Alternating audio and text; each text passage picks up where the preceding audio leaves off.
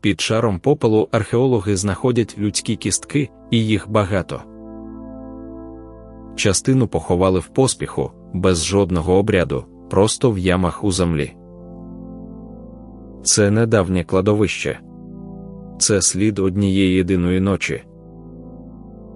Ночі, коли зникла ціла гетьманська столиця. Скільки людей тоді загинуло, історики і досі рахують по-різному. Одні кажуть 6 тисяч, інші – 15. Столиця називалася Батурин, і ось як до цього дійшло. Спершу тут стояла лише невелика прикордонна фортеця для захисту Порубіжжя. У 1275 році її знищили монголи, і надовго це місце спустіло. Знову про Батурин згадують у документах через кілька століть, а невдовзі тут з'являється замок. Козаки відібрали місто в поляків, і воно отримало магдебурзьке право самоврядування. А 1669 року Батурин стає столицею гетьманської держави.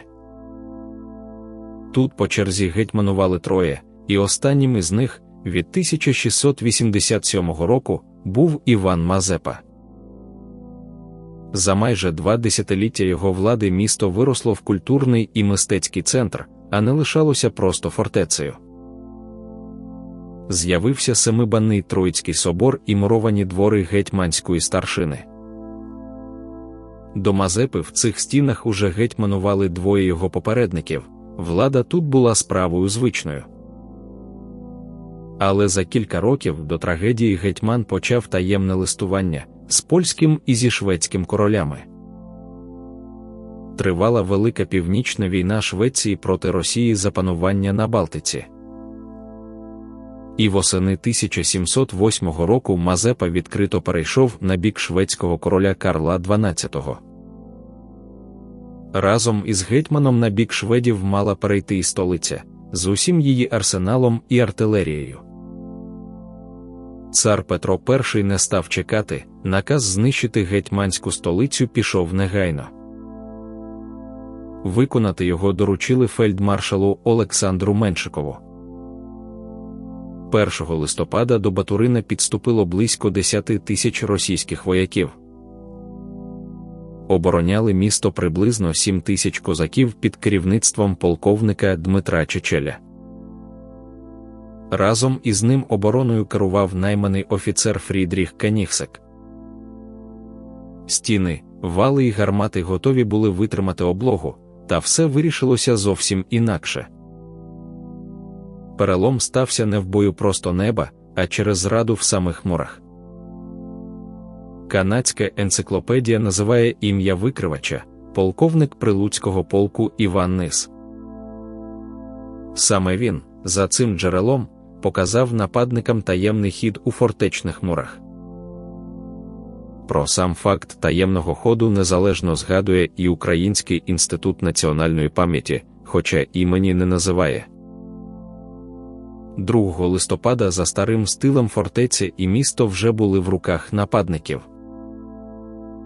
Зброю, коштовності і припаси пограбували. Те, що лишилося, спалили. Пощади, за свідченням джерел, не давали нікому. Так столиця, яку Мазепа розбудовував 2 десятиліття, за один день перетворилася на попіл. Археологічні розкопки згодом підтвердили, письмові джерела про різанину не перебільшували. У розкопах сотні кістяків. Частину поховали без християнського обряду. Найбільше решток знайшли біля цитаделі і руїн Троїцької церкви. А от точне число загиблих досі предмет наукової суперечки. Сучасник подій, посол Британії при російському дворі, писав про близько 6 тисяч убитих. Пізніший дослідник, порахувавши окремо військових і мирних мешканців, дійшов діапазону від 11 до 14 тисяч. Ще одна оцінка, без прямого посилання на автора підрахунку, називає число від 12 до 15 тисяч. Різниця тут не помилка джерел, а різниця методів, свідчення на місці проти пізнішої демографічної реконструкції. За однією з оцінок, утекти встигла лише частина мешканців, не більше 1000, вижили лише кілька сотень. Полковника Чечеля та капітана Кенігсека взяли в полон. Про це, за переказом, згадував у власному похідному щоденнику сам цар. Союз Мазепи і Карла XII протримався ще майже рік. 8 липня наступного року він зазнав вирішальної поразки під Полтавою. Мазепа з рештками прибічників відступив до Бендер і там, 2 жовтня того самого року, помер. А про сам Батурин після трагедії джерела майже мовчать, перепису мешканців до неї ніхто не лишив. Лише за кілька десятиліть, за останнього гетьмана Кирила Розумовського, місто частково відбудували як його резиденцію.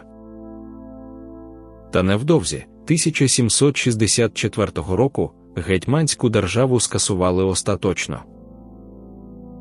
Наприкінці XVIII століття в Батурині з'явився вже новий палац Розумовського, за проєктом архітектора Чарльза Камерона. 1924 року тут заснували музей бджільництва імені Петра Прокоповича. А за радянської влади монастир у Батурині закрили, і 1934-го розібрали його головний собор. Мовчання тривало майже 3 століття, аж доки за справу не взялися археологи. Систематичні розкопки почалися 1995 року. Керували ними Юрій Ситий, Володимир Коваленко та Володимир Мезенцев. Від 2001 року до експедиції долучилися і канадські дослідники. Культурний шар, який вони розкопали, науковці назвали найнасиченішим в Україні для цього періоду. Сьогодні пам'ятка охоплює цитадель, фортецю і садибу Мазепи на Гончарівці. 1994 року на цьому місці заснували національний заповідник. Масштабна відбудова розпочалася 2003 року з палацово-паркового комплексу. А цитадель, саму ту, що впала за одну ніч 1708-го, відбудували протягом 2008-го. Урочисто відкрили її 22 серпня 2009 року. Коштувало це, за даними державного мовника, близько 165 мільйонів гривень. Більшість суми дав державний бюджет, решту – приватні благодійники. Президент, який особисто ініціював відбудову, приїздив до Батурина 19 офіційних разів. У листопаді 2008-го відзначили 300-ту річницю трагедії. Сьогодні до заповідника входять палац гетьмана Кирила Розумовського, будинок Кочубея, музей археології Батурина і музейний комплекс Козацький двір. І, звісно, сама відбудована цитадель, та, з якої все почалося. Точне число тих, хто загинув тієї ночі, ми, найпевніше, ніколи не дізнаємось напевно. Але кістки під шаром попелу і досі нагадують, цифра – це не просто цифра. Батурин, столицю, яку стерли за одну ніч, сьогодні знову можна побачити на тому самому місці.